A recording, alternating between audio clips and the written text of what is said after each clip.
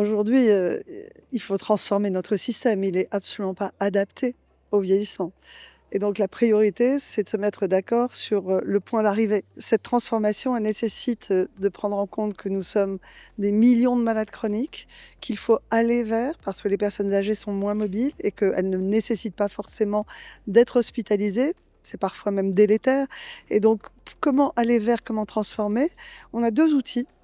On a le numérique et l'IA va nous aider également à mieux orienter, individualiser tous les parcours et notamment les parcours de prévention.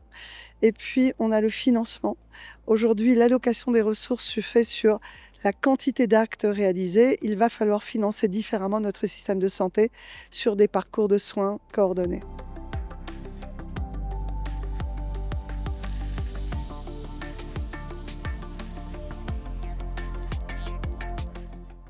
Le vieillissement, va être tellement important dans les années qui viennent qu'il va falloir décentraliser ou déconcentrer, mais probablement décentraliser les politiques publiques autour du vieillissement.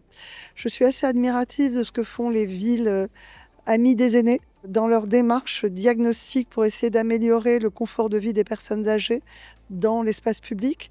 Et puis, il faut se rapprocher des pays qui ont déjà commencé la transition démographique. Le Japon, notamment, a fait des lois pour lutter contre l'agisme, pour faire de la génération des 80 ans une génération attrayante, parce qu'il convient que les personnes âgées aujourd'hui trouvent leur place dans l'espace public. Nous allons avoir besoin des personnes âgées dans le monde dans lequel nous allons vivre dans 15 ou 20 ans, avec la transition démographique qui s'annonce.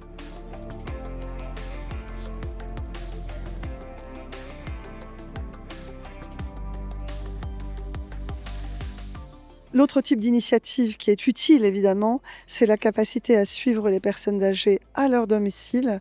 Et c'est là-dessus que le numérique va être un apport absolument considérable pour ce suivi au quotidien par des professionnels de santé ou des professionnels du soin en général et va permettre de sécuriser les personnes âgées à leur domicile, quelle que soit leur pathologie.